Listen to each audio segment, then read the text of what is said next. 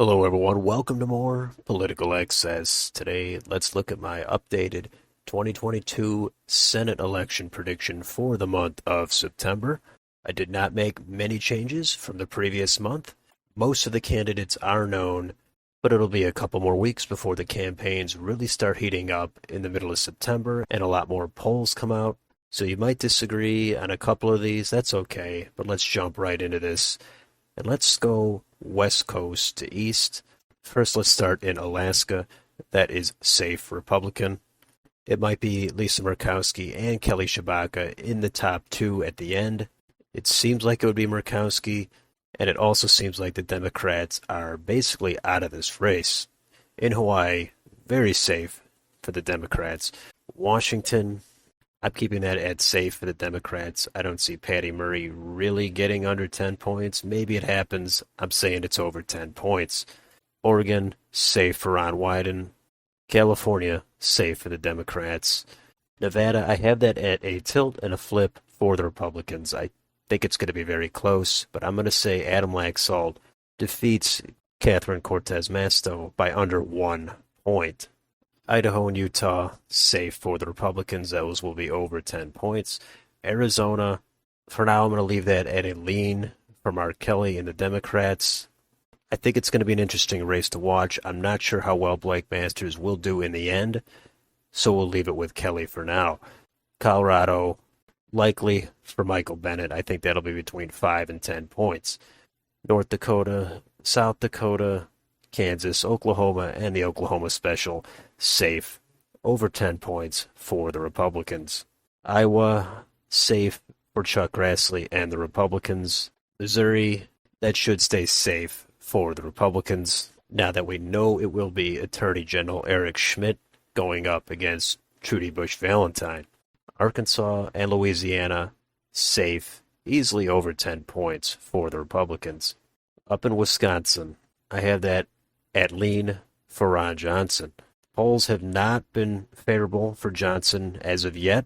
6 years ago, they seriously underestimated Johnson.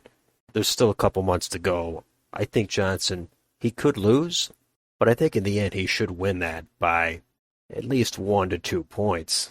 Illinois, safe for the Democrats. Indiana, safe for the Republicans. Kentucky, safe for the Republicans. Alabama, also safe for Katie Britt and the Republicans. Back up to Ohio. Still have that at a likely for J.D. Vance over Tim Ryan. A few more polls came out last month, starting to show Vance in the lead by a few points. I think he will win that by at least 5 points.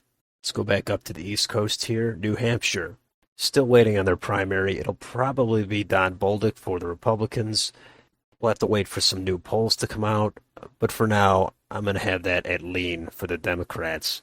Vermont, New York, Connecticut, all safe for the Democrats. Pennsylvania, keeping that at a tilt for the Democrats. Dr. Oz, he's made a little bit of progress. He's got his point deficit down in the polls a little bit. He's still trailing to John Fetterman. I suspect the polls will narrow a little bit more even. We might get to see some debates. That could all change this race, but for now, there's still too much against Dr. Oz to give it to him. So I say the Democrats will flip that by a very narrow margin. Maryland is safe for the Democrats. In North Carolina, that is a lean for the Republicans. Ted Budd seems like he should be able to win that at least by a couple points. It could be 4 or 5 points. There's a chance he ends up losing it, but it seems like he'll very likely at least win, if not by at least a couple points. South Carolina, safe for Tim Scott and the Republicans. In Georgia, it's another controversial one, keeping that at a tilt for Herschel Walker and the Republicans. Some of the recent polls that have come out now have shifted a little bit back toward Herschel Walker. Maybe Walker has bottomed out. Maybe he'll go back down. Warnock does not really seem to get above 50% in these polls, so that could be a bad sign for him. We'll see if debates end up happening. There'll all be something to watch. Could go either way. I'm going to say very slight win for Herschel Walker.